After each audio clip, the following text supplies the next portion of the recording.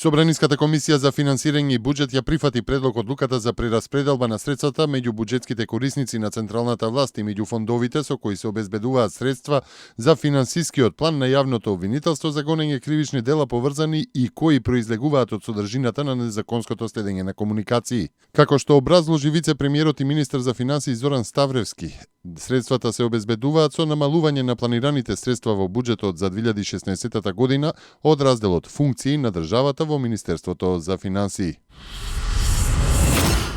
Бензините и дизел горивото од ноќеска на полнок поевтинуваат за 3,5 денари по литар, одлучи денеска регулаторната комисија за енергетика. Со одлуката се врши намалување на рафинериските и малопродажните цени на нафтените деривати во просек за 14,35 односно за 8,83%. Новата малопродажна цена на Евросупер БС 95 изнесува 57,5 денари за литар. Евросупер БС 98 ќе се продава за 59,5 денари, а Евро дизел за 39 денари за литар. Малопродажната цена на екстралесното масло за домаќинство се намалува за 4 денари за литар и ќе чини 27,5 денари. Еден бегалец е убиен, а двајца други се повредени денеска при тепачка меѓу имигранти на грчката страна од границата кон Македонија, објави грчкиот весник Катимерини. Според него, тепачката која се случила рано изутрината започнала меѓу група имигранти кои чекале на границата за влез во Македонија.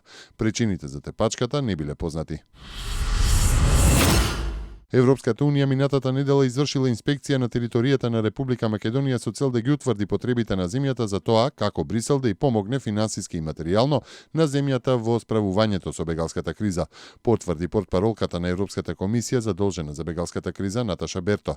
Таа потврди дека 57 полицајци од земјите членки на Унијата се веќе на територијата на Македонија и ја бранат македонската граница од Грција, која е земја членка на Унијата и на Шенген зоната од напливот на мигранти и бегалци.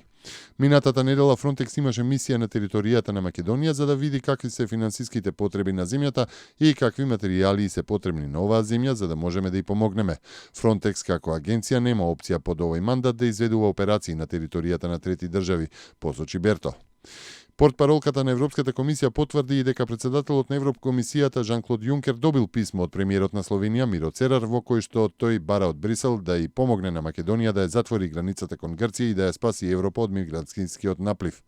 Само може да откријам дека председателот на Еврокомисијата му порача на Церар да се задржи моментумот и да се интензивира работата на западно-балканската рута во рамки на нашата соработка со Македонија, откако Брисел ја заклучи мисијата во Македонија. На Европската комисија се уште и треба официјална оценка и ние, како Европска унија и земјите членки, може да соработуваме со трети земји на западно-балканската рута за менаџирање и контрола на напливот на мигранти, посочи Берто.